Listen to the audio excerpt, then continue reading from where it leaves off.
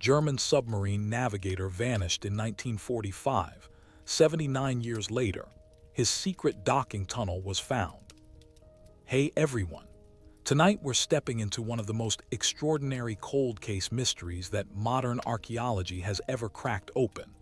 A story that begins not in the archives of Berlin or the war rooms of Washington, but deep beneath the black water of an Austrian mountain lake, where construction divers working on a routine infrastructure survey made a discovery that stopped them dead in their tracks.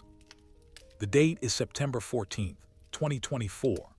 The location is Lake Toplitz, nestled inside the Salzkammergut region of Austria, a remote body of water surrounded by steep limestone cliffs and dense pine forests so thick that sunlight barely reaches the forest floor before noon.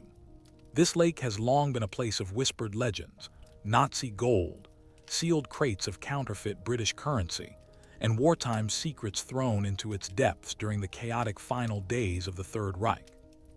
But what divers from the Graz-based geological survey firm TerraDepth Solutions discovered on that September morning was something no one had anticipated, something so structurally significant and historically charged that the Austrian Federal Monument Authority was called in before the work crew had even surfaced for their second dive of the day. At a depth of approximately 22 meters along the lake's northwestern shore, a section of shoreline that juts beneath an overhanging rock shelf, invisible from the surface, invisible from the air, the lead diver, 34-year-old surveyor Klaus Breitner, felt his sonar equipment register an anomaly. The sediment floor was smooth, unremarkable, and then it wasn't. His handheld sonar returned a hollow reading.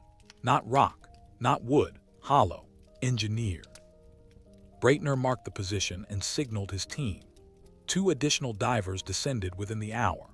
What they found, concealed beneath 79 years of sedimentation and biological growth, was the reinforced concrete mouth of a tunnel, approximately 3 meters wide and 2 meters tall, sealed at its entrance by an iron grating that had been welded shut from the inside, then deliberately buried under a controlled collapse of the surrounding limestone shelf. Someone had sealed this tunnel from within. Someone who was inside it when the entrance was closed. The grating bore markings, stenciled in faded black paint, partially obscured by algae and rust, were 2 sets of characters. The first was a Kriegsmarine designation, KMU-17 Nav, a classification format used exclusively by the German Naval High Command for submarine navigation units.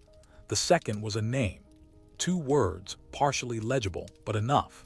The first letter of the surname was unmistakably K. The rest would take weeks to confirm. Over the following 11 days, a joint team of Austrian federal archaeologists, German naval historians from the Militärarchiv in Freiburg, and forensic specialists from the University of Vienna's Institute for Forensic Studies conducted a controlled excavation of the tunnel entrance. On September 25, 2024, the sealed iron grating was carefully removed.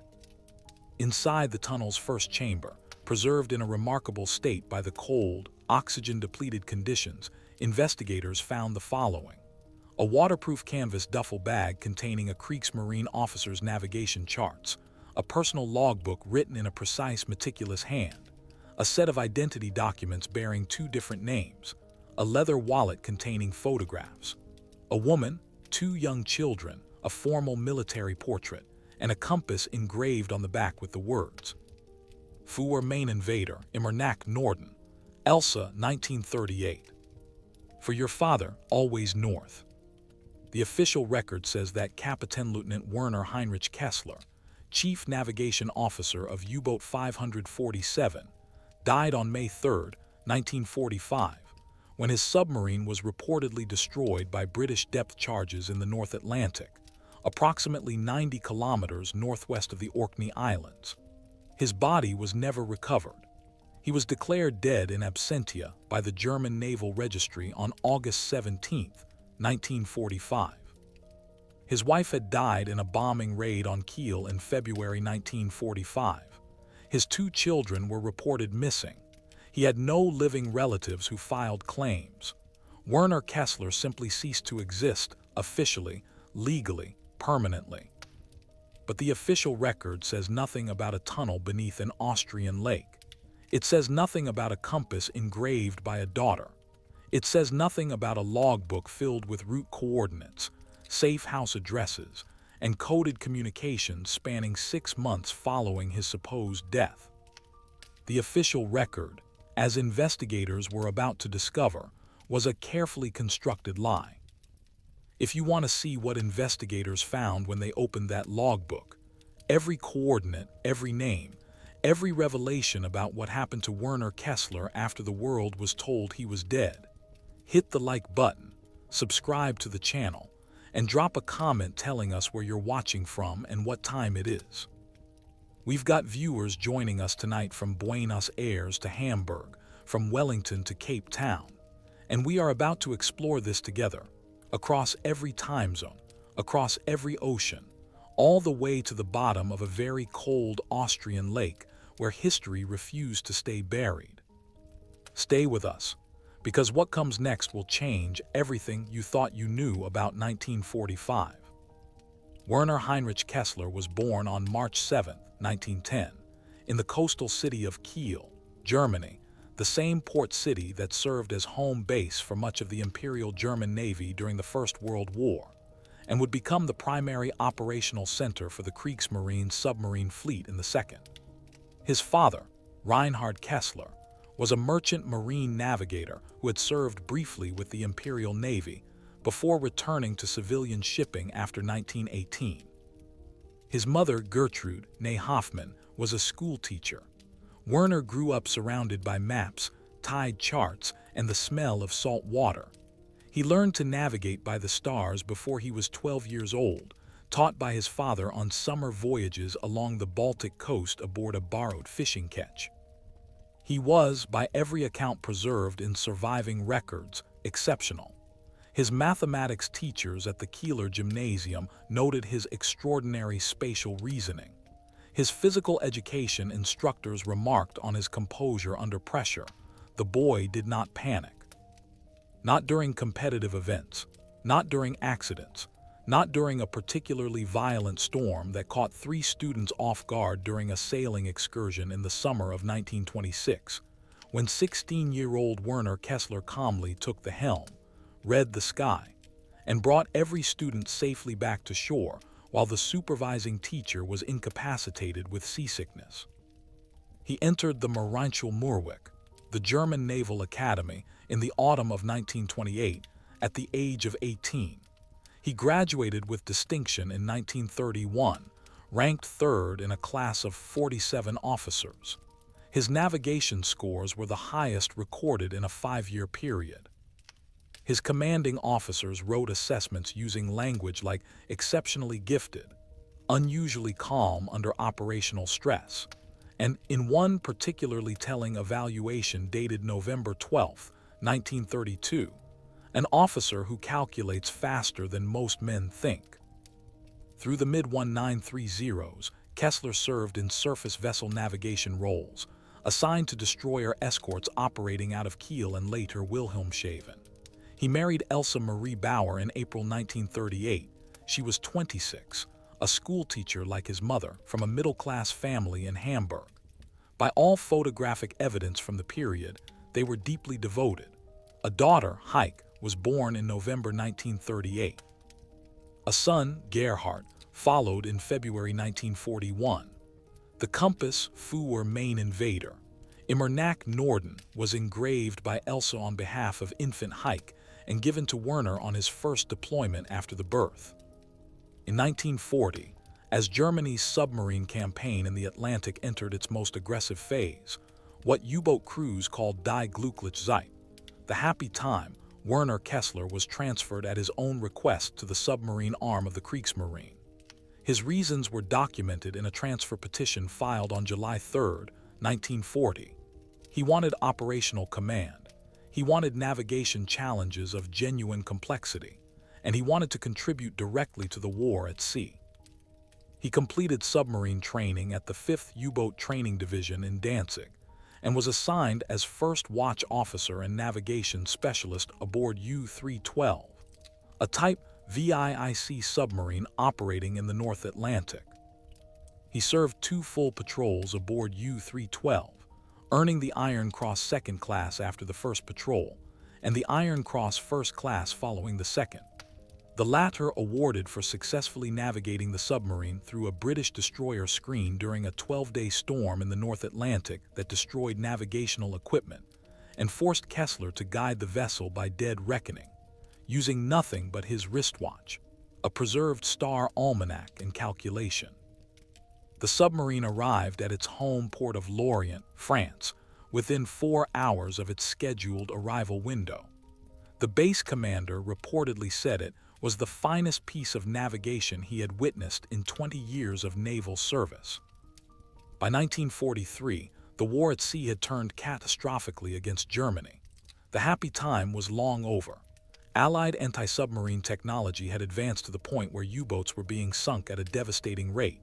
81 submarines lost in May 1943 alone, a month that U-boat crews called Der Schwarzmai, Black May. Grand Admiral Karl Dönitz, commander of the U-boat fleet, described the situation to Hitler in direct terms. They were losing. The men who kept going out were not heroes engaged in a winnable campaign. They were, increasingly, men on a voyage toward statistical death. Kessler knew the mathematics better than anyone. As a navigator, he understood probability with clinical precision. He also received, in August 1943, the news that would alter every calculation he made from that point forward. A British bombing raid on Kiel in late July had destroyed a residential district near the naval base. His wife Elsa's family home, where she had taken the children during his deployment, had received a direct hit. Elsa survived. But Heike, his daughter, 5 years old, the child who had his compass engraved, was severely injured. She lost her right arm. She survived, but barely. This is the moment, investigators believe, when Werner Kessler began to change.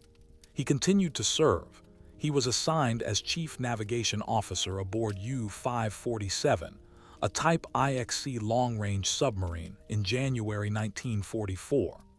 He was promoted to Kapitänleutnant, effective February 1, 1944.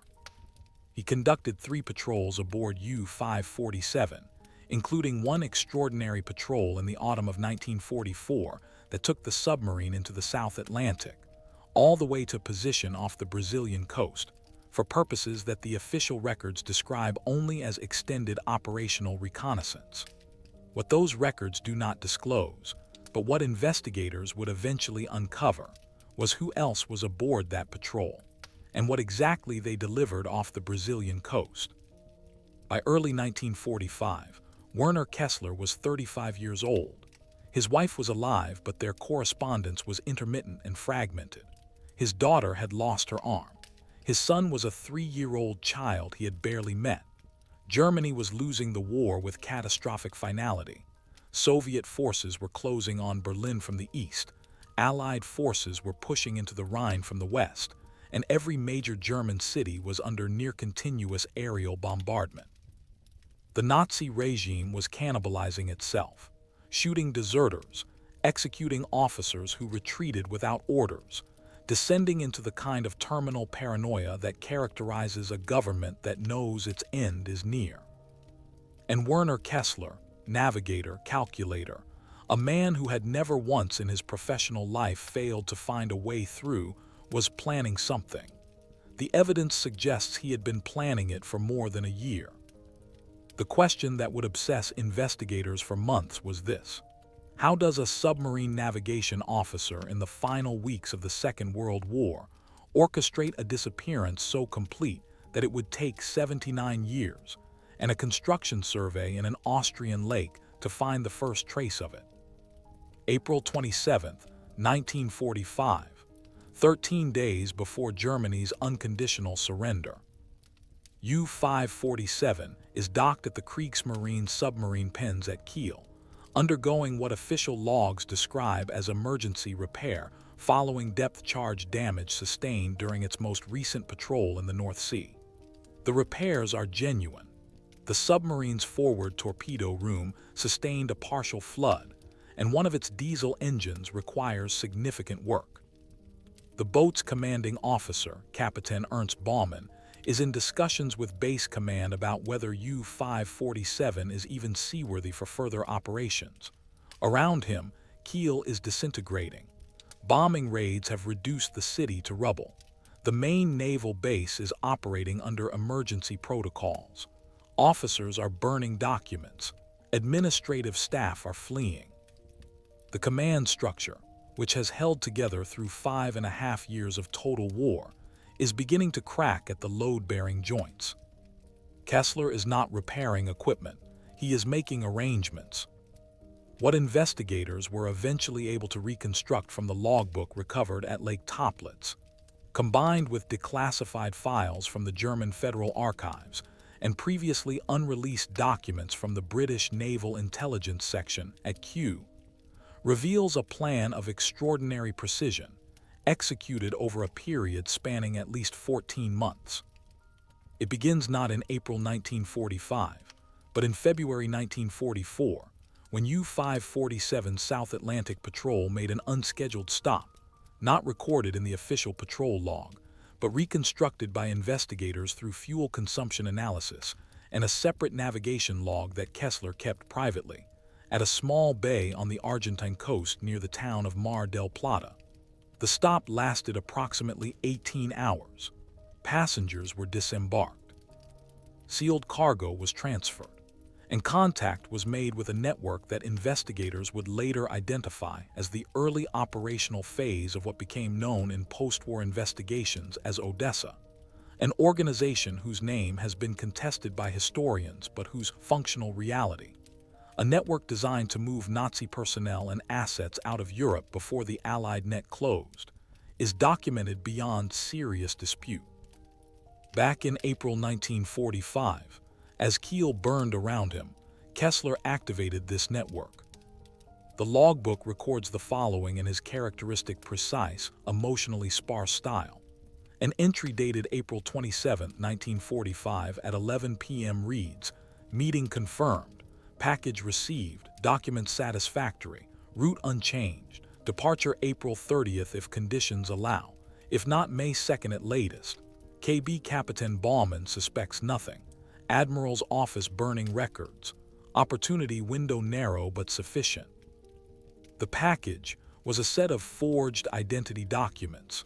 The name on the primary document was Klaus Berger, a Swiss national, born in Basel on September 14, 1908, a civilian civil engineer employed by a neutral country mining concern operating in Austria. The documents were exceptionally well made, produced by a network of forgers operating out of a print shop on the Reeperbahn in Hamburg, a shop that had been producing false papers since 1943 for an intermediary who was never fully identified in post-war investigations, but is referred to in the Kessler logbook only as the typographer. The escape route had 5 stages, each with a specific contact, a specific location, and a specific protocol. Stage 1. Departure from Kiel. Kessler would not attempt to flee by submarine. That would be traceable, and besides, U-547's condition was uncertain. Instead, he had arranged transport through a civilian railway contact, a station master at the Kiel Hauptbahnhof named Friedrich Ichterberg, who was managing the covert movement of high-value personnel and assets along a southern corridor that bypassed the most heavily bombed sections of Germany's rail network. A cash payment, 700 grams of gold, sewn into the lining of a civilian overcoat, secured Ichterberg's cooperation, and a place on a train designated for civilian evacuees heading south. April 30th, 1945, the day Adolf Hitler committed suicide in his Berlin bunker. For Germany's command structure, the day the final psychological supports collapsed. At 7 a.m., Werner Kessler dressed in civilian clothing for the first time in 4 years. He carried a single canvas duffel bag. Inside, the forged Klaus Berger documents, his private navigation logbook, 400 grams of remaining gold, his personal compass, and the photographs of Elsa and the children. He walked out of the naval base through a secondary gate that was being staffed by an elderly Volkssturm guard who, according to a post-war deposition retrieved from Austrian records and examined in 2023 by investigators, waved through anyone who looked civilian and was not obviously running. He walked 2 kilometers through the bombed streets of Kiel to the Hauptbahnhof. Friedrich Sturberg met him on platform 4 at 8:30 a.m. There was no conversation. A ticket was handed over. Kessler boarded. Stage 2. The train traveled south via Hamburg, where it stopped for 6 hours due to track damage. During this stop on May 1st, Kessler made contact with a second network operative at the Hamburg Hauptbahnhof. A woman identified in the logbook only as Greta, described as approximately 40 years old, wearing a blue headscarf and carrying a brown leather briefcase. Greta provided him with an updated set of travel papers that had been stamped with refugee transit authorizations, bureaucratic documents that were being issued in enormous quantities during the final days of the war, when the administrative machinery of Germany was generating paperwork even as the government it served was ceasing to exist. The updated papers showed Klaus Berger traveling for legitimate professional reasons into the Austrian Alps, where his fictional mining company had operations. The papers were countersigned by a fictional district administrator and bore official-looking stamps. In the chaos of collapsing Germany, no one looked closely. Stage 3. The train reached Munich on May 3, 1945, the same day that, according to the official British Admiralty record, U-547 was destroyed by depth charges northwest of the Orkney Islands. The timing of this officially recorded destruction is not coincidental, investigators concluded. It was arranged. The official record of U-547 sinking came from a British naval report based on the account of a single destroyer that reported attacking a suspected submarine contact and observing oil and debris on the surface. No wreckage was ever definitively identified. No bodies were recovered. Investigators examining declassified British Admiralty files in 2023 noted that the contact classification for the May 3rd attack was marked as probable submarine, not confirmed. The subsequent declaration that U-547 was sunk at that location appears to have been a bureaucratic conclusion rather than an observed fact. Whether German naval intelligence deliberately fed the British a false position report to allow U-547 to appear destroyed, while the crew dispersed is a question that remains partially answered. What is clear from the evidence is this. On May 3, 1945, Werner Kessler was not in the North Atlantic. He was in Munich, eating cold potato soup in a refugee shelter near the main station, writing in his logbook. The May 3rd entry reads, Munich, report of U-547 presumed to be out. By now the Navy believes me dead. Good, simpler this way. Found the shelter on Schillerstrasse. Contact for stage 4 expected tomorrow morning. Weather cold. Thinking of Gerhardt's birthday. He turns 4 in February. I hope Elsa is safe. From Munich, stage 4 moved Kessler southeast through the Bavarian Alps.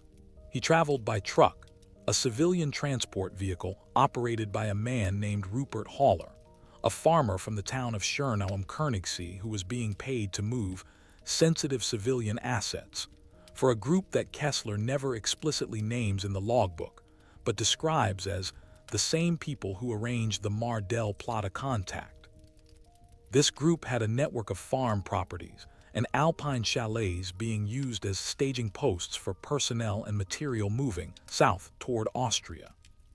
Kessler arrived at the first Austrian staging post, a farmhouse near the village of Bad Aussee in the Styrian Alps, on May 7, 1945, the day Germany surrendered unconditionally.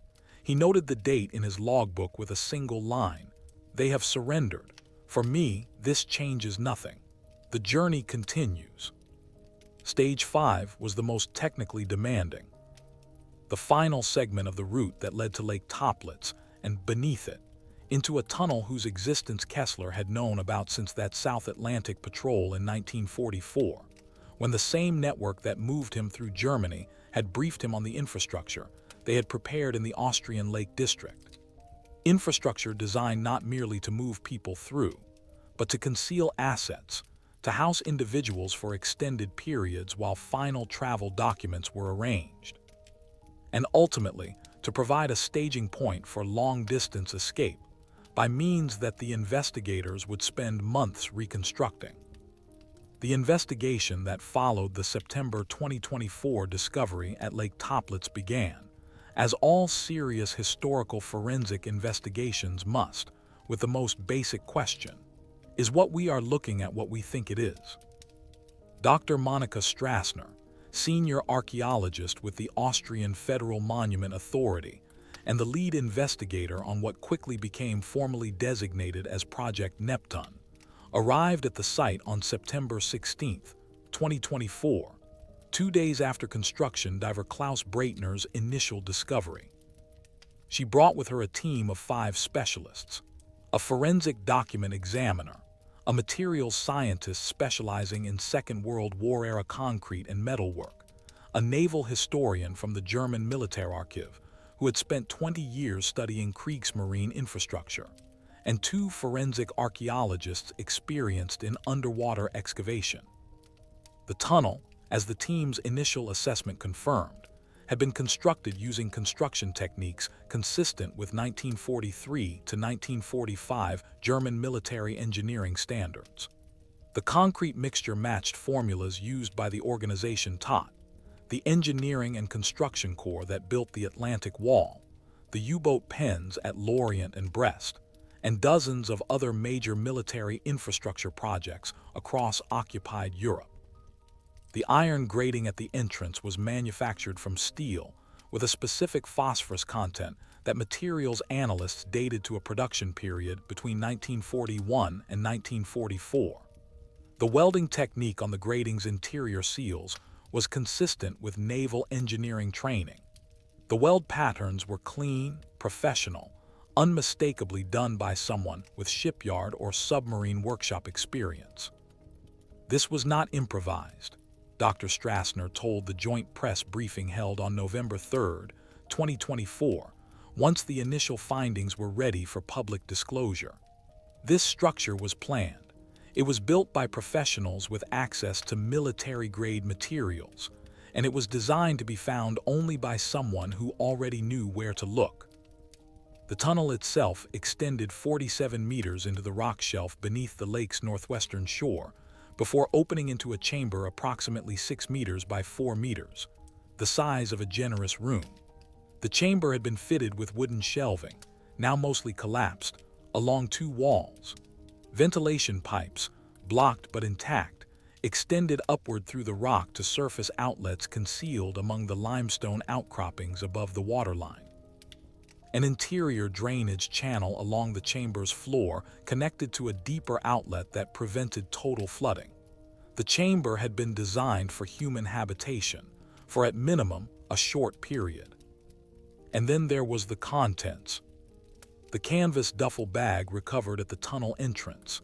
The first chamber, just inside the grating, contained the navigation charts, logbook, and identity documents already described. But in the main chamber, investigators found a more substantial cache.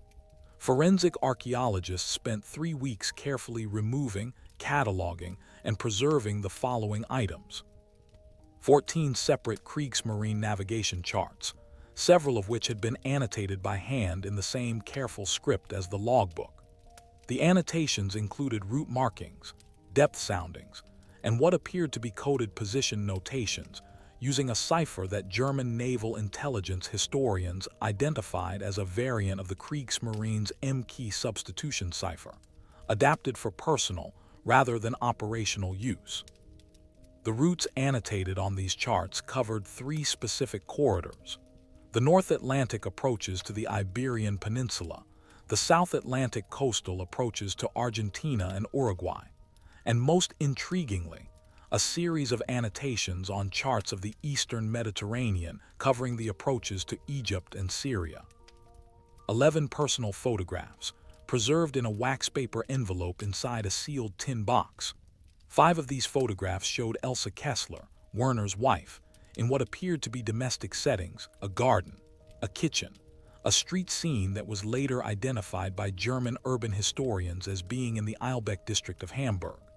3 photographs showed children, a girl and a boy at various ages, the girl wearing a prosthetic arm in the later photographs.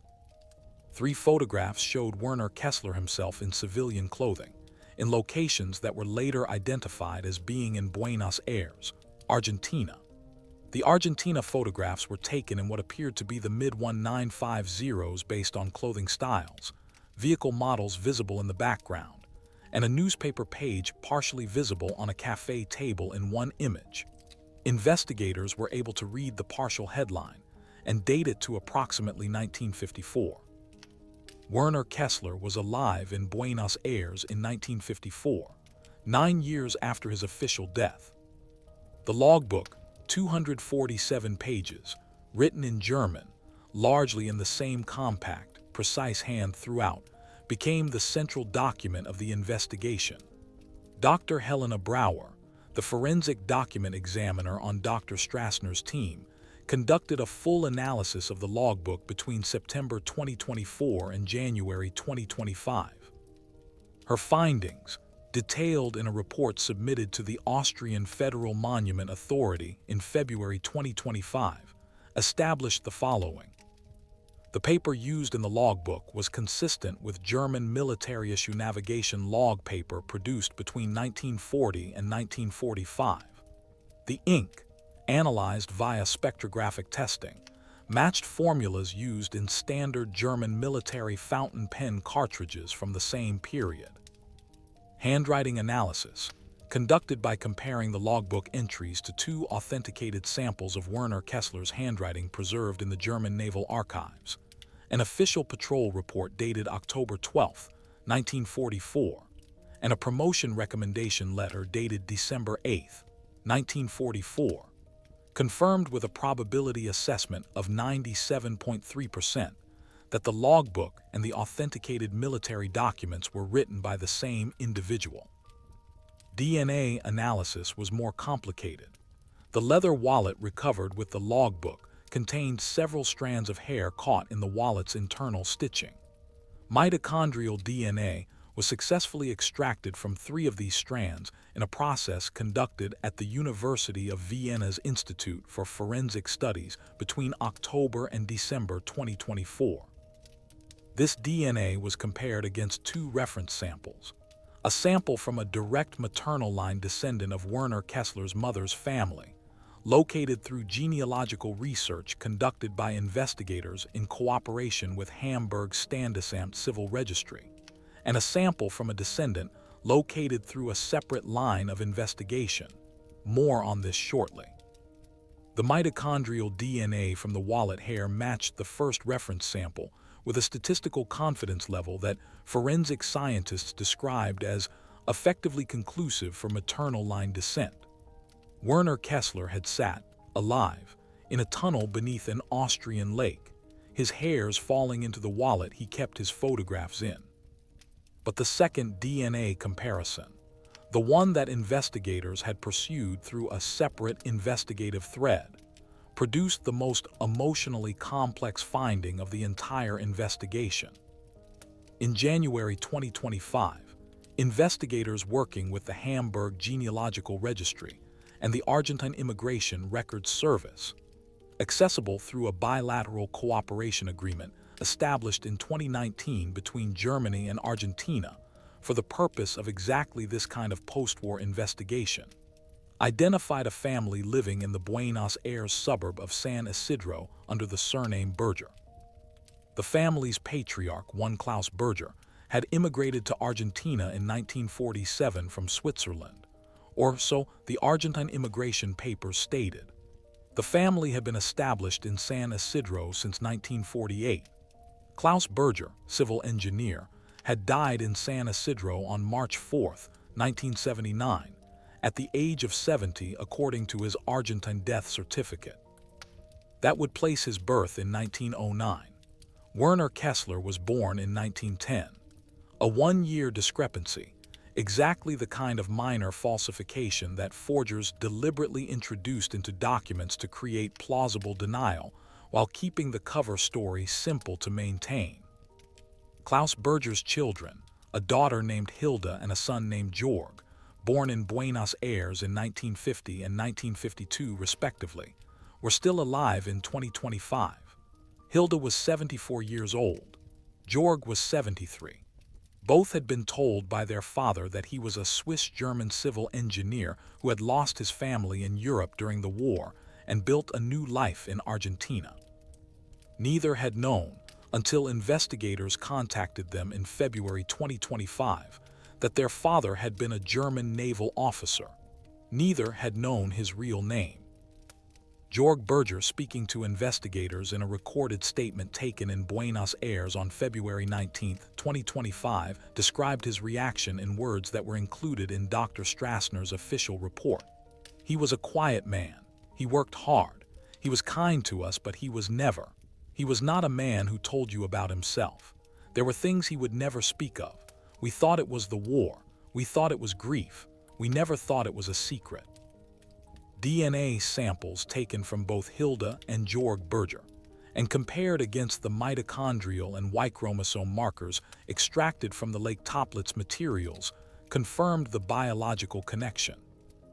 The man who died as Klaus Berger in San Isidro, Argentina, in 1979, was the same man who had navigated submarines through the North Atlantic, who had survived the fall of Nazi Germany, who had sealed himself temporarily inside a tunnel beneath an Austrian lake, and who had, for 34 years in Argentina, been someone else entirely. But what the investigation found next, buried in the logbook's final 40 pages, written during what appeared to be an extended stay in the Lake Toplitz tunnel, would prove something more astonishing still, and more disturbing. Kessler had not been alone in that tunnel, and he had not been the only person the network had moved through those waters. The Lake Toplitz tunnel was not built for Werner Kessler. He was, the evidence strongly suggests, one user among many, a beneficiary of an infrastructure project that had been under development since at least 1943, when the upper hand in the Second World War began its irreversible shift toward the Allies, and certain elements within the Nazi regime began to plan not for victory, but for survival. The network that operated through the Salzkammergut region of Austria, the Lake District that includes Toplitz, Altensee, Grundlsee, and half a dozen smaller bodies of water, has been the subject of post-war investigation for decades. What has been established beyond dispute includes the following. In the final months of the war, an enormous quantity of Nazi-looted assets was moved into this region. Gold from the Reichsbank, artwork looted from across occupied Europe, counterfeit currency printed under Operation Bernhard, the Nazi program to destabilize the British pound through mass forgery. All of it was moved into the Austrian Lake District, some of it thrown into the lakes themselves to prevent capture, some of it hidden in salt mines, some of it entrusted to a network of local facilitators who were paid in gold or in immunity. What investigators had not previously understood, what the Lake Toplitz discovery brought into sharp focus for the first time, was that this network also moved people, systematically, through a series of routes that used the lake's geography, the dense forests, and the region's traditional social insularity to conceal movement. Kessler's logbook entries from his time in the Toplitz tunnel, a period that appears to have lasted approximately 12 days, from May 9th to May 21st, 1945, describe several of the network's operational realities with the kind of detail that only an insider could provide. The network had 3 primary staging posts in the immediate Lake District. The first was the farmhouse near Bad Aussee, where Kessler arrived on May 7th. The second was a hunting lodge on the shore of Altensee, approximately 8 kilometers from Lake Toplitz, a location that post-war Allied investigators had examined in 1945 in connection with the artwork hidden in the nearby salt mine, but had not connected to a human transit operation. The third was the tunnel beneath Lake Toplitz itself. From the logbook dated May 10, 1945. Today the major arrived. I did not catch his name. He would not give it. He brought 2 large cases, hard-sided military green, very heavy.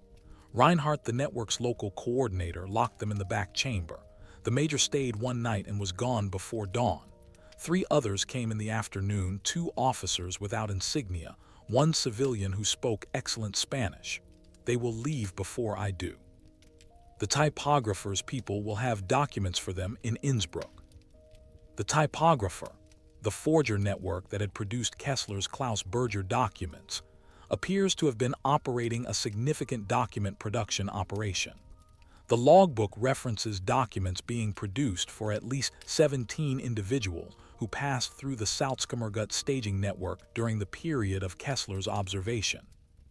Cross-referencing these references with declassified American Counterintelligence Corps files from 1945 and 1946, accessed by investigators from the U.S. National Archives, in cooperation with the German Federal Archives in November 2024, produced a partial identification of the network's scope.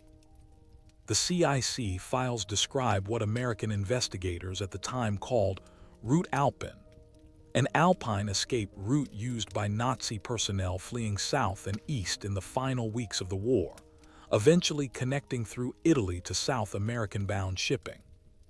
The files note that American investigators in 1945 suspected Route Alpine of having been used by, at minimum, 30 to 40 individuals of significant interest, but were unable to close the investigation due to the complexity of the documentation, the uncooperative nature of local Austrian officials, and the competing priorities of the early occupation period. The investigators examining the Lake Toplitz evidence in 2024 and 2025 were working with advantages their predecessors in 1945 did not have: digital access to cross-referenced archives from multiple countries, forensic document analysis technology, DNA testing, and critically, the logbook itself. The logbook identifies, by initials or partial description, 12 individuals who passed through the Lake Toplitz staging point during Kessler's 12-day stay. Of these 12, investigators were able to provisionally identify 5 with reasonable confidence. One appears to have been an SS officer who post-war investigations suggest fled to Syria in 1946 and lived there under a Syrian name until his death in 1971. Another appears to match the profile of a Luftwaffe administrative officer who was documented as living in Montevideo, Uruguay, under an assumed identity from 1949 until his death in 1984.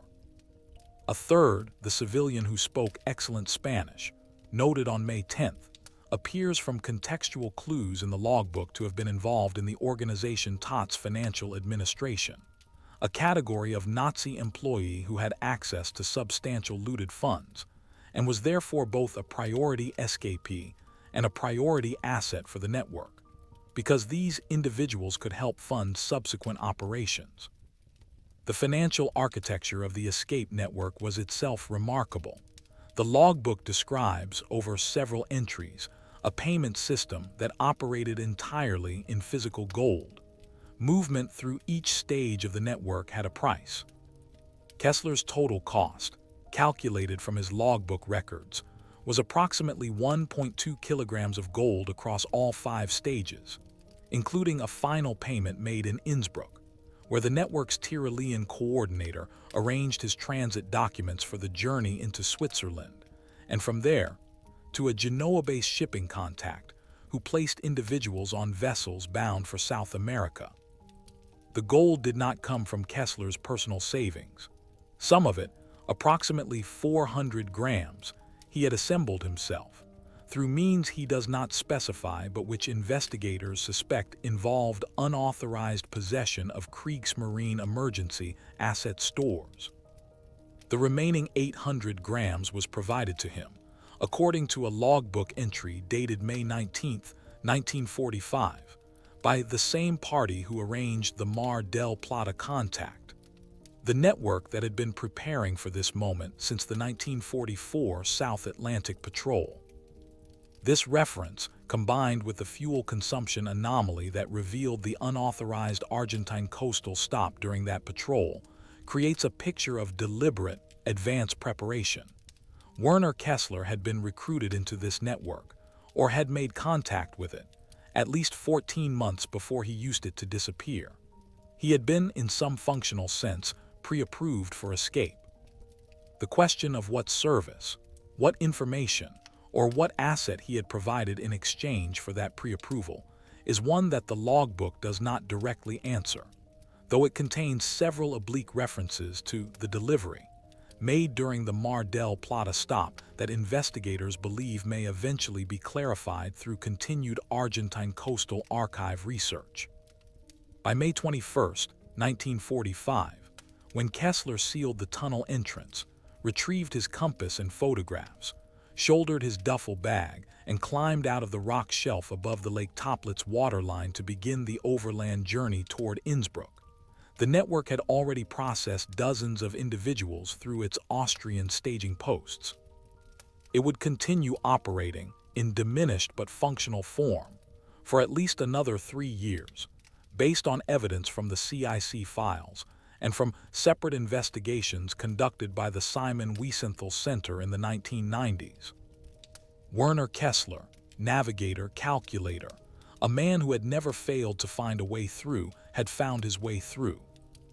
Klaus Berger arrived in Buenos Aires on September 3, 1947, aboard the Argentine cargo vessel Rio de la Plata, having traveled from Genoa, Italy, on a passage documented in the ship's manifest with a Swiss passport number that investigators confirmed had been issued to a real Swiss citizen who had died in 1944. A common technique of identity appropriation used by the forger networks of the period.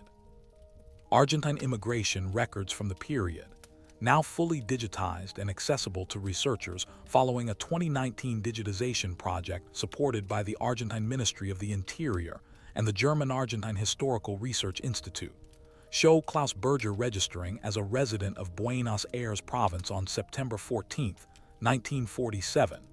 His stated profession was civil engineer. His stated place of origin was Basel, Switzerland. He listed no living family members in the field marked relatives. He found work quickly. The Buenos Aires of 1947 was a city in economic expansion under Juan Perón's government, and engineers with demonstrable technical competence. Kessler's mathematical precision and methodical work habits translated effectively from naval navigation to civil engineering calculations were in demand. He worked for a construction firm called Construcciones del Sur, based in the San Isidro suburb north of Buenos Aires, for approximately 3 years before beginning an independent consultancy that focused on harbor and waterway surveys. Harbor surveys, he had, it seems, never quite left the water. In 1950, Klaus Berger married an Argentine woman of German immigrant background, Renate Schiller, born in Buenos Aires in 1924 to parents who had emigrated from Stuttgart in 1921. Renate was 26. Klaus was listed on the marriage certificate as 41, the one-year falsification maintained, consistently, from his forged documents forward. Hilda was born in 1950, Georg in 1952. The question of contact with his first family, Elsa, Heike, and Gerhard, left behind in Germany, is one that the Lake Toplitz logbook only partially answers, and that the continuing investigation is only partially resolving. The logbook's final entry, dated May 21, 1945, the morning Kessler left the tunnel, contains a passage that serves as both farewell and intention. I do not know if Elsa survived the winter. The last letter I received was in December 1944. She was in Hamburg with her sister. The children were well then. I cannot write to her as Werner Kessler. Werner Kessler is dead. If I write, it must be as someone she does not know, and she must understand without being told. She is a school teacher. She is intelligent. She will understand. If she receives the letters, she will know. If she does not receive them, then I have lost everything except the compass. Always north. Post-war German postal records, accessed through the Hamburg Staatsarchiv, show a series of letters sent to Elsa Kessler's Hamburg address between 1947 and 1954. 7 letters in total, sent from various Argentine cities including Buenos Aires, Rosario, and Mendoza, return addressed to a K. Berger at changing addresses. German postal authorities, reviewing these records in December 2024, noted that the letters had been delivered, stamps and routing marks confirm receipt. But Elsa Kessler died in Hamburg on January 19, 1963, without ever having spoken publicly about her husband's fate or about any correspondence she may have received. Her daughter Heike, the girl who lost her arm, who had the compass engraved, died in Hamburg in 1998. Her son Gerhard emigrated to Canada in 1970 and died in Vancouver in 2014. Neither ever made public statements about their father. Investigators working with the Hamburg Standesamt found no record of any legal inquiry made by Elsa Kessler regarding her husband's death. She accepted the official death declaration and never challenged it. Whether this silence was ignorance, grief, or knowing complicity, whether those 7 letters from K. Berger in Argentina told her enough that she understood and chose to protect him, or whether she received them and did not understand, or whether she received them and understood and was unable or unwilling to act, remains one of the investigation's most profound unanswered questions. The letters themselves have not been found. They were not among Elsa Kessler's possessions at the time of her death, according to German probate records. Klaus Berger Werner Kessler died in San Isidro, Buenos Aires Province, Argentina, on March 4, 1979. He was 68 years old by the reckoning of his false birth year, 69 by his actual one. His Argentine death certificate lists the cause of death as cardiac arrest. He was buried in the German-Argentine Protestant cemetery in San Isidro, in a plot that still exists and that investigators visited in March 2025. His grave marker reads, Klaus Berger, 14 September 1908, 4 March 1979, beloved husband and father. No mention of the sea, no mention of the north, no compass engraved by a daughter's hand. Georg Berger, Werner Kessler's Argentine son, told investigators that his father had only once spoken of water in a way that seemed to carry more weight than a casual remark. They had been driving along the Buenos Aires waterfront sometime in the early 1970s, and his father had looked at the Rio de la Plata, the great brown river that opens into the South Atlantic, and said, "Water always knows where it is going. Even when no one is watching, the water finds its way." Georg did not know, until investigators told him, that his father had spent his working life navigating submarines through the ocean by starlight and calculation. He did not know that his father had found his way through the worst storm in living memory and come out the other side with a false name and a compass that he had carried from Kiel to Lake Toplitz to Buenos Aires and probably to his grave. The compass was not among Klaus Berger's possessions at the time of his death, according to Argentine probate records. What happened to it, für Main Invader, Immernack Norden, is unknown. Werner Kessler was not Heinrich Himmler. He was not Adolf Eichmann. He did not run concentration camps, did not design the machinery of genocide, did not appear in the Nuremberg trial records. He was a navigator, a technical specialist whose job was to move a vessel through water without hitting the bottom. There is no documented evidence in any archive examined during this investigation that Werner Kessler committed war crimes. His submarines sank Allied vessels. That is the nature of submarine warfare, a reality that both sides accepted and both sides practiced. He was a combatant, not a mass murderer. But this creates a complexity rather than a resolution. Because the tunnel beneath Lake Toplitz and the network that built it and the network that used it did not exist exclusively to help technically innocent navigators escape the consequences of having fought for a losing side. It existed to move people, many of whom were not Werner Kessler. Some of the individuals who passed through those same stages, slept in those same farmhouses, used documents from the same forgers and received gold from the same sources, were people whose names eventually appeared in war crimes tribunals, in declassified intelligence files, in the investigations of Simon Wiesenthal and his successors. The network that saved Werner Kessler also saved, or attempted to save, individuals whose hands carried blood that will never wash clean.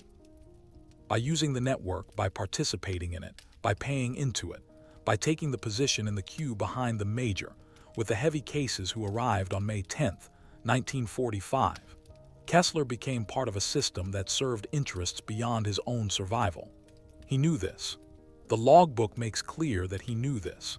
He chose not to reflect on it at length, in the same way that men who calculate for a living tend to prefer facts to moral abstractions.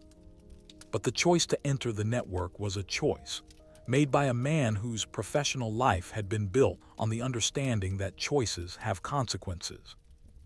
The victims of the Second World War who survived were not offered a tunnel beneath an Austrian lake. The families of the Polish, Dutch, French, Danish, Norwegian, and British merchant sailors whose ships Werner Kessler's submarines may have helped to sink, those families were told that their fathers and sons died at sea and received no further answer. They did not receive letters from K. Berger in Buenos Aires. They received only the official notification, the folded telegram, the empty chair at the table. Elsa Kessler lost her daughter's arm to a bombing raid and then lost her husband to history. She spent 18 years of widowhood, if she knew he was alive, which we cannot confirm, maintaining the fiction of his death, telling her children their father was gone, growing old in a Hamburg apartment while the compass traveled south. That is a tragedy of a kind that no forensic document analysis can adequately measure. Heike Kessler, the girl who chose the engraving on the compass, grew up without an arm and without a father, in the ruins of a Germany that was rebuilding itself from rubble and shame. She never knew, or if she knew, never acknowledged, that the man who left in 1945 and never came back had been alive 34 years past his official death date, had started a second family, had named his Argentine son Georg just as he had named his German son Gerhard, had perhaps stood on a Buenos Aires waterfront and looked at the South Atlantic and thought of the North Sea, and the stars he had navigated by, and the children he had left behind. How many others followed this same path? The CIC files suggest dozens through Route Alpin alone. Other networks, Odessa, the Kameraden work, the Ratlins through the Vatican, the Iberian routes moved additional hundreds. Some of those who escaped were hunted and found. Adolf Eichmann, captured in Buenos Aires in 1960 by Israeli Mossad. Some were hunted and never found. Some were never seriously hunted. The total number of individuals who escaped post-war justice through organized networks remains, even with modern archival access, impossible to precisely establish. Estimates from serious historians range from several hundred to several thousand, depending on definitions of escape and justice. Werner Kessler was one face in that number, a human face, with a compass and a daughter's inscription and a logbook that read like the navigation charts he drew, everything precise, everything calculated, everything pointing toward a destination only he could see. He was not a monster. He was also not innocent.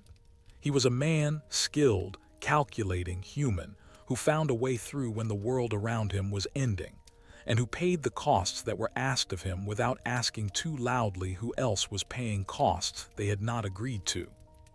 History, as the evidence beneath Lake Toplitz reveals, does not divide cleanly into heroes and villains. It divides, mostly, into people who survived and people who did not, and into the long, slow work of trying to understand what the difference cost. The tunnel beneath Lake Toplitz is currently designated as a protected heritage site under Austrian federal monument law, classification code HL 2024 AT173, registered following the November 2024 public disclosure of the Project Neptune findings. Access is restricted to authorized researchers and will remain so until a conservation assessment is completed, expected by late 2025.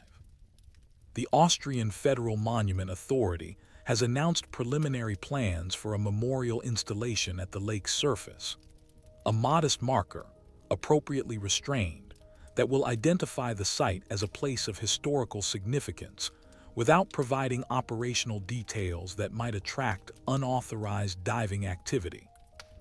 Dr. Monica Strassner's team continues to work. The 13 additional individuals partially identified in the Kessler logbook are still being traced through international archival cooperation. The major with the heavy cases remains unidentified. The typographer's print shop on the Reeperbahn has never been confirmed, though Hamburg investigators have a short list of candidates based on property records and post-war denazification files. The 800 grams of gold provided to Kessler by the Mar del Plata network, its provenance, whether it was looted from where, and from whom, is the subject of a separate inquiry coordinated through the German Lost Art Foundation. Georg and Hilda Berger, Werner Kessler's Argentine children, have cooperated fully with investigators. Both have declined to make public statements beyond those included in the official investigation reports. Georg told investigators in February 2025 that he does not know how to feel about what he has learned. "He was my father," Georg said. "He read to me at night. He taught me to draw maps. He smelled of pipe tobacco and he laughed sometimes when I made bad jokes. I did not know any of the rest of it. I am 73 years old and I am learning who my father was. I think perhaps I am also learning who I am." The compass was never found. Fuhr Main Invader, Immernack Norden. It traveled with Werner Kessler from Kiel in 1945 to Lake Toplitz and then to Innsbruck and Genoa and Buenos Aires, and somewhere between San Isidro and the German-Argentine cemetery it became lost, or was kept by someone who didn't know what they had, or was buried with the man who owned it in a grave that bears a false name. Maybe it is still somewhere in Argentina, in a drawer, in an attic, in a flea market box alongside corroded coins and broken watches, and the other unidentified residue of lives that ended before anyone thought to ask the questions that would make the objects meaningful. Maybe Georg has it and doesn't know what it is. Maybe it is at the bottom of the Rio de la Plata, the same way Werner Kessler's official history ended at the bottom of the North Atlantic, thrown there at the last moment, weighted down with meaning, irretrievable. What the Lake Toplitz discovery tells us is not only about Werner Kessler. It tells us about the nature of the secrets that geography keeps. The Austrian Alps, those limestone cliffs, those cold, dark lakes, those dense forests that block the sun until noon, have been keeping secrets since before the Second World War, and they will keep them after everyone involved is gone. The water of Lake Toplitz, 400 meters deep in its main basin, black as ink below 30 meters, still contains whatever was thrown into it in May 1945 by people who needed to make certain things disappear. Some of it has been recovered. The crates of forged currency found in 1959, the rockets found in 1963, the various recoveries made by treasure hunters and official expeditions over the decades. Most of it, in all probability, has not. There are other tunnels. This is not a conjecture. It is a statistical inference based on the scale of the operations documented in the Kessler logbook and the CIC files. The Lake Toplitz tunnel was one node in a network, and networks have multiple nodes. Some of those nodes are known: the farmhouses, the hunting lodges, the salt mine chambers. Others are not. They are beneath other lakes, inside other rock shelves, behind other iron gratings welded from the inside by people who understood that the best seal is the one you make yourself, from within, before you leave. 79 years is a long time, but the ground is patient, the water is patient, the limestone does not hurry. Somewhere in the alpine lake country, in the glacial cold of deep water that does not change with the seasons, there are chambers that have not yet been disturbed, objects in waterproof cases, documents in sealed tins, photographs of people who were told their fathers were dead, compasses engraved with instructions that turned out ultimately to be true. Always north. Because sometimes the Earth keeps secrets for 8 decades, and it only gives them up when it's ready. And when it does, the secrets are rarely simple, and the people they reveal are rarely what we expected. And the questions they leave behind outlast every answer by exactly as long as it takes the next diver to find the next tunnel, and the next investigator to open the next logbook, and the next person to read a name engraved on a compass and understand, finally, that the person who received it never came home. How many more are still down there, waiting?